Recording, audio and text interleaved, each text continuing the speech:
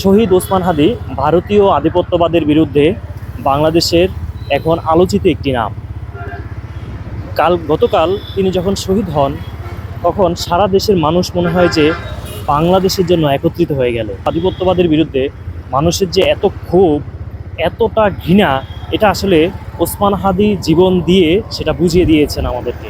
শহীদি মৃত্যুর যে তামান্না সেটা তার মধ্যে ছিল, যার ফলশ্রুতিতে আল্লাহ তাকে কবুল করেছে। এবং মৃত্যুর অল্প কয়েকদিন আগে তিনি বাবা হিসেবে সন্তানের প্রতি যে ভালোবাসা সেটা প্রকাশ করে গিয়েছেন। তিনি বলেছেন যে আমাকে যদি কেউ মেরে ফেলে, আপনারা একটু আমার সন্তানটাকে দেখেন, চিন্তা করতে পারেন এই আবেগ, এই ভালোবাসা, এই জায়গাটা কিভাবে ফিল আপ করবে তার সন্তান। তো এবং ওসমান হাদির সন্তান এবং তার পরিবারকে দেখভালের দায়িত্ব দেখবেন আল্লাহর পক্ষ থেকেই এত সুন্দর সুব্যবস্থা আল্লাহ করে দিবেন, যা আপনারা হয়তো খুব শীঘ্রই দেখতে পাবেন। দেশের অনেক মানুষ তার পরিবারকে দায়িত্ব নেওয়ার আগ্রহ প্রকাশ করেছে।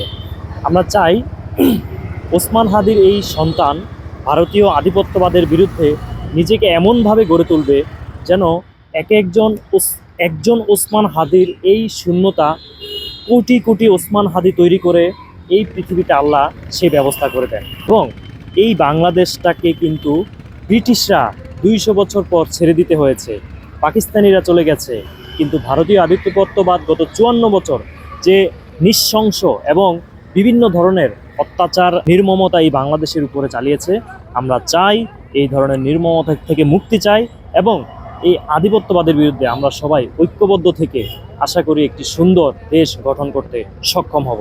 সবাই ভালো থাকবেন। আল্লাহ হাফিজ।